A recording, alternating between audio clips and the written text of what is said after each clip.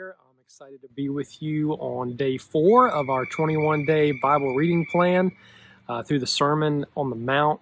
And today we're going to be in Matthew chapter 5, verses 21 through 26. So if y'all would like to read along with me, I'm going to go ahead and just read through that, and then we'll talk a little bit about what how it hits you. What it says to us about God and our relationship with Him and our relationship with others. So let's do that right now. So starting Matthew 5, verse 21 says, "You have heard it was said to our ancestors, 'Do not murder, and whoever murders will be subject to judgment. But I tell you, everyone who's angry with his brother will be subject to judgment, and whoever says to his brother, 'Fool,' will be subject to the Sanhedrin. But whoever says, 'You moron,' will be subject to hellfire. So if you're offering your gift on the altar and there you remember that your brother has something against you, leave your gift there in front of the altar. First go and be reconciled to your brother, and then come and offer your gift. Reach a settlement quickly with your adversary while you're on the way with him, or your adversary will hand you over to the judge to the officer, and you will be thrown into prison. I assure you, you will never get out of there until you have paid the last penny." All right, so what's this tell us a little bit about God? Well, first of all, Jesus is kind of taking the Ten Commandments a little further. We know from Exodus 20:13, one of the commandments is do not murder.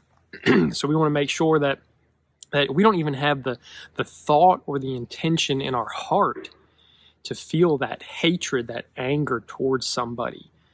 Because as soon as we do that, Jesus is saying, look, it's just as bad as you having committed the act of murder at that point. So to even have that intention or that thought of somebody in our heart, to call them fool or worthless, or to say, I wish someone were dead, it's equated to the same thing. So how does that relate then to other people? Well, it says if you're offering a gift on your altar, so it's talking about worship, then we want to understand that our worship is directly affected by our relationships with other people and the forgiveness that we show them. So we want to make sure that we're offering to God with clean hearts and clean hands, whatever our act of worship is. And to do that, we've got to show forgiveness to other people. The same type of forgiveness, I might add, that Jesus calls for in the Lord's Prayer. Talk about Matthew 6:12. It talks about, that we would forgive others our trespasses just as we forgive those who trespass against us.